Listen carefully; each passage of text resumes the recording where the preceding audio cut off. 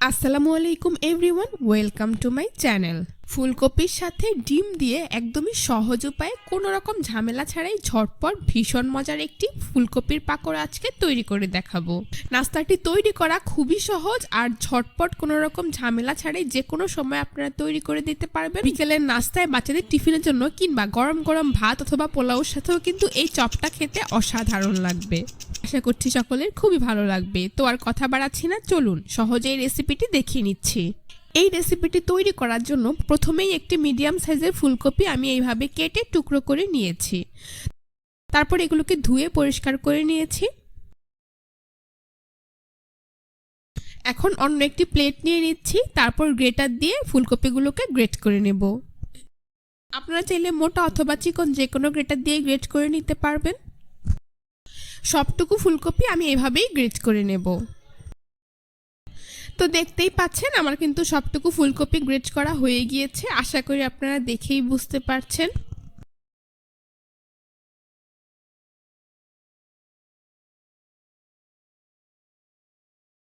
দেখুন গ্রেট করার পর ফুলকপিগুলো দেখতে ঠিক এইরকম হয়েছে।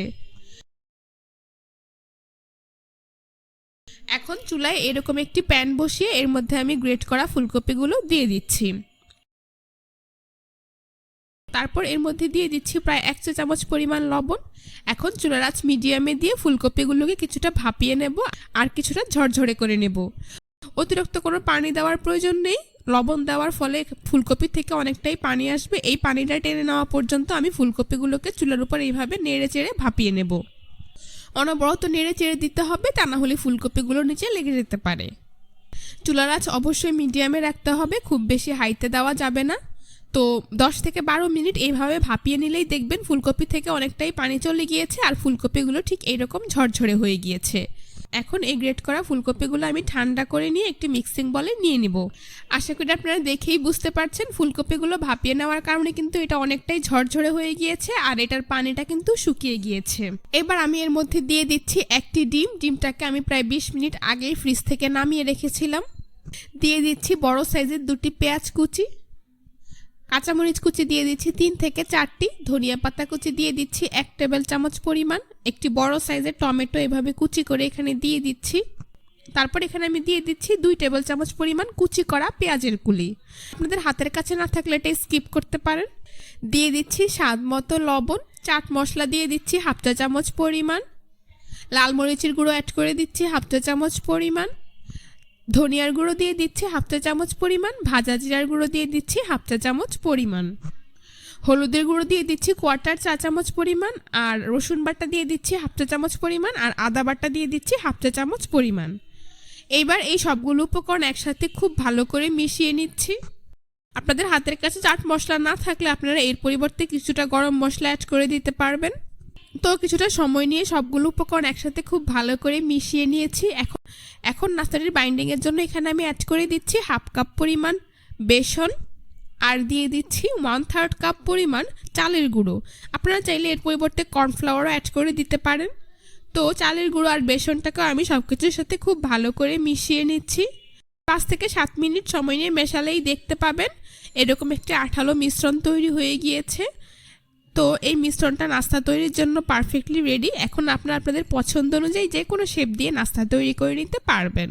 সেই জন্য প্রথমে আমি 2 হাতে সামান্য পরিমাণ তেল মেখে নিয়েছি। এখন এইখান থেকে পরিমাণ মতো নাস্তার মিশ্রণ আমি হাতে নিয়ে নিচ্ছি। তারপর এইভাবে হাত দিয়ে ঘুরিয়ে গোল বলের মতো তৈরি করে নিচ্ছি। 2 হাতের তালুতে নিয়ে এভাবে আলতো করে চেপে চ্যাপটা করে দিচ্ছি। দেখতেই পাচ্ছেন কত সহজে গোল একটি শেপ দিয়ে আমি নাস্তা তৈরি করে নিয়েছি। তো এটাকে আমি প্লেটে উঠিয়ে নিচ্ছি। এভাবে আমি সবগুলো নাস্তা তৈরি করে নেব। আপনাদের বোঝার সুবিধার্থে আরও একটি নাস্তা একইভাবে তৈরি করে আপনাদেরকে আমি দেখিয়ে দিচ্ছি।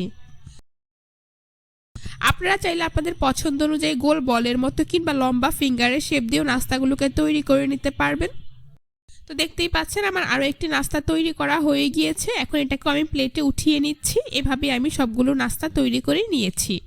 এখন নাস্তাগুলোকে ভেজে নেব। সেই জন্য চুলায় একটি প্যানে পরিমাণ মতো তেল দিয়ে তা মিডিয়াম হিটে গরম করে নিয়েছি। এইবার এই গরম তেলে একে একে নাস্তাগুলোকে দিয়ে দিচ্ছি। চুলার আঁচ মিডিয়ামে রেখে কিছুক্ষণ পরপর উল্টে পাল্টে নাস্তাগুলোকে গোল্ডেন ব্রাউন কালার এবং মুচমুচে করে ভেজে নিতে হবে। চুলার আঁচ খুব বেশি হাইতে দিয়ে নাস্তাগুলো ভাজা যাবে না, সেই ক্ষেত্রে বাইরে দিয়ে পুড়ে যাবে কিন্তু ভেতরে ভালোভাবে কুক হবে না। তো এক পাশ ভাজা হয়ে গেলে নাস্তাগুলোকে আমি উল্টে দিচ্ছি। এভাবে কিছুক্ষণ পরপর উল্টে পাল্টে নাস্তাগুলোকে আমি গোল্ডেন ব্রাউন কালার করে ভেজে নিয়েছি। দেখতেই পাচ্ছেন আমার নাস্তাগুলো ভাজা হয়ে গিয়েছে, খুব সুন্দর কালার চলে এসেছে।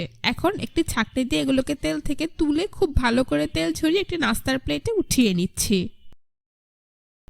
বাকি নাস্তাগুলোকে আমি একইভাবে তেল ঝরিয়ে নাস্তার প্লেটে উঠিয়ে নিচ্ছি।